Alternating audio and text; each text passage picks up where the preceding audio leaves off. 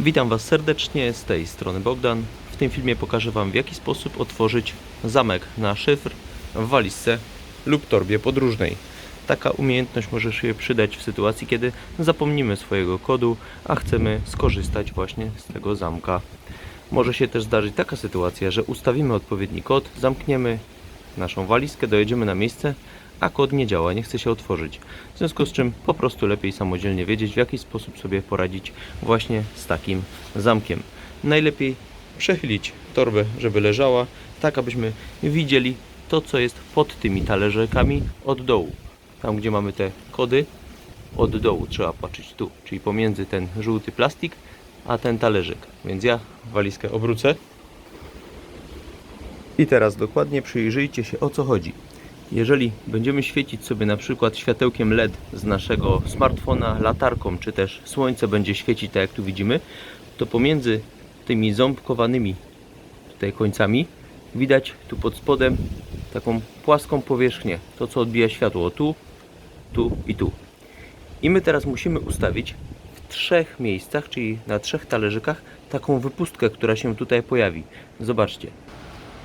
Najpierw na pierwszym talerzyku, zobaczcie, będę obracał po jednym, a wy patrzcie, co się dzieje tutaj pod spodem. Widzicie? Taka dziurka tu jest, taka wypustka się pojawiła.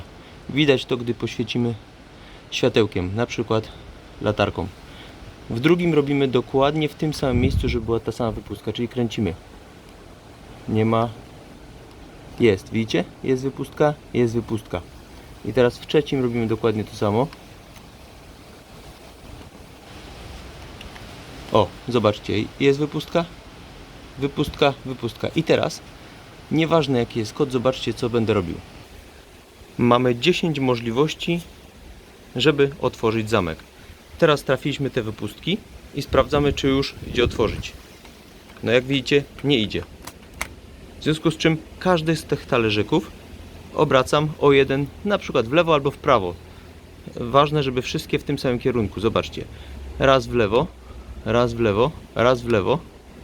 I teraz sprawdzam. Nie ma. I tak cały czas przez chwilę, zawsze, żeby w tym samym kierunku i o jeden. Te wypustki teraz są na przykład tu i chodzi o to, aż trafimy 1 z 10. Jeszcze nie. No to sprawdzamy dalej. 0 może. Ważne, żeby wszystkie 3 obracać w tym samym kierunku. Zobaczcie. O to chodzi. Tak więc jak widzicie, pod talerzykiem trzeba dojrzeć te wypustki, ustawić je w takiej samej pozycji, te kółeczka, a następnie sprawdzić, czy działa. Nie.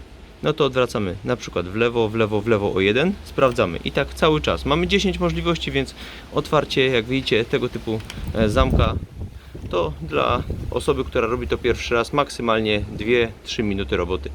Dziękuję Wam za uwagę, mam nadzieję, że mój poradnik Wam się przyda i będziecie mogli sobie bez problemu poradzić z otwarciem tego typu zamka. Trzymajcie się, pozdrawiam z Egiptu, Marsalam, cześć!